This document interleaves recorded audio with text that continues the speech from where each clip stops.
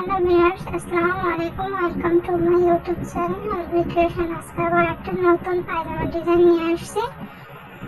তা চলুন শুরু করি। আমি 2.5 ইঞ্চি চওড়া একটি কাপড়কে এবং লম্বা আপনাদের যা যতটুকু প্রয়োজন সেই অনুযায়ী কেটে নেবেন। এবারে আমি এই কাপড়টিকে নিচের পেটে পেস্টিং সেট করে নিয়েছি। এবার এভাবে দুই কর্নারকে একটু একটু করে ভাঁজ দিয়ে ভাঁজটিকে আবার মিডিলে দিয়ে আমি এই কোনার এক পাশ থেকে সেলাই করে নেব।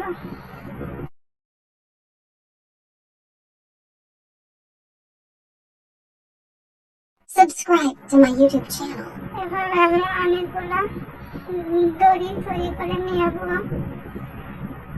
অনেকেই প্রায় সবাই এই দড়িটি তৈরি করতে পারেন। এবার আমি একটি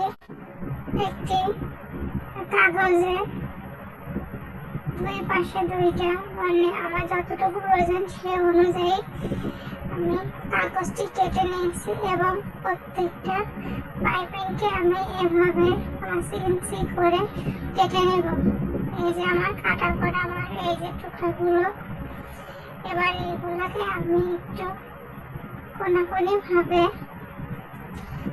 যে সেলাইটা দিয়েছিলাম পাইপিং তৈরি করার সময় ঠিক সেই সেলাইয়ের উপর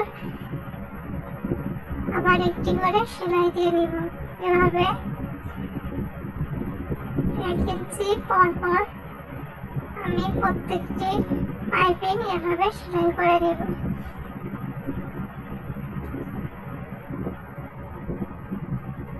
আমার পাইপিং গুলা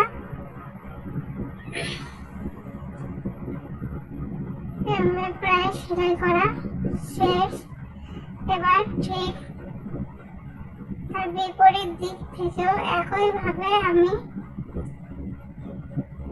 পাইপিং গুলা সেলাই করে নেব। এই পাইপিং গুলা সেলাই করা খুব সহজ এবং এই পাইপিং দিয়ে পায়জামার একটা নতুন ডিজাইন হয়। আমার পাইপিং গুলা অলমোস্ট সেলাই করা হয়ে গেছে। এবার আমি এর বিপরীত পাশে একটি করে সেলাই দিয়ে নিব। এই যেমন সেলাইয়ের পরে পাইপিংটি দেখতে ঠিক এরকম হয়েছে। এবার এটিকে আমি আগে থেকে তৈরি করা সে পায়জামা বা প্লাজো কাপড়ের উপরে প্লাজো কাপড়টি সোজা পিট করে নেব এবং পাইপিংটি উল্টো পিট করে নিয়ে 1/2 ইঞ্চি পরিমাণ কাপড় নিয়ে সেলাই করে নেব। এবার সেলাইয়ের উপরে আমি একটি চাপ সেলাই দিয়ে নিব। আমার চাপ সেলাইটি দেওয়া হয়ে গেছে এবং আমি পাইপিংটিকে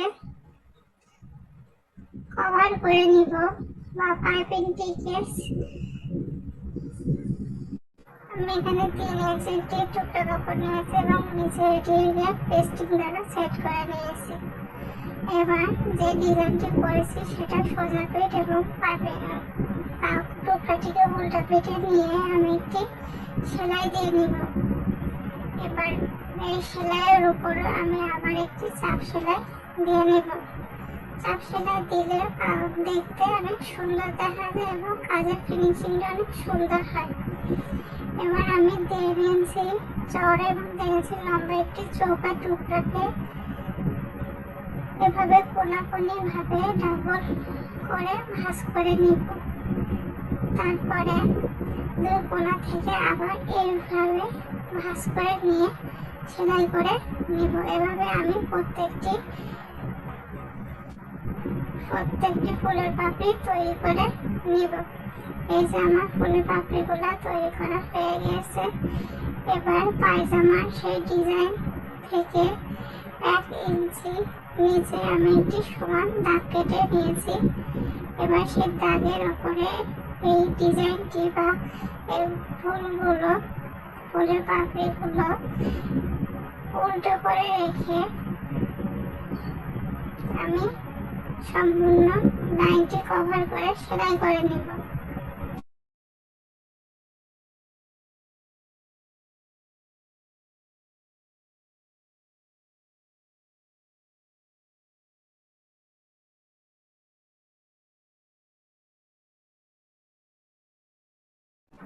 আমার সেলাই করা হয়ে গেছে। এবার যে অতিরিক্ত কাপড়টি আছে সেটিকে আমি সোজা পিঠে একটি ফোল্ড করে সেই ডিজাইনের উপর, ডিজাইনে যে সেলাইটা করেছি তার উপরে রেখে আমি একটি সোজা সেলাই দিয়ে নিব।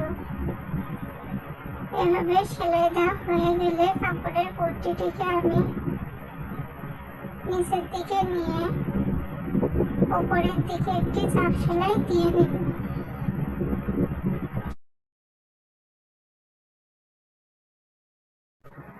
আমার চাপ সেলাই দেওয়া হয়ে গেছে। এবার আমি সেই কাগজের ওপর বা নিউজ পেপারের ওপর ডিজাইনটি করেছিলাম সেই কাগজগুলোকে এভাবে ছাড়িয়ে নিব। এবার একটি ফেব্রিকগুলোর সাহায্যে প্রত্যেকটি পাপড়ির মধ্যে আমি মুক্তা প্রতীক সেট করে দিব। এই গ্লুগানটি যে কোনো লেস সুতার দোকানে পেয়ে যাবেন। এই যে আমার ডিজাইনটি করা হয়ে গিয়েছে। এবার যার পায়ের মুহুরি অনুযায়ী সেলাই করে নেবেন। এই ডিজাইনটি প্লাজো পায়জামা বাদেও আপনারা জামার হাতাতেও দিতে পারেন। ভিডিওটি দেখার জন্য please like, comment, share and subscribe. ধন্যবাদ।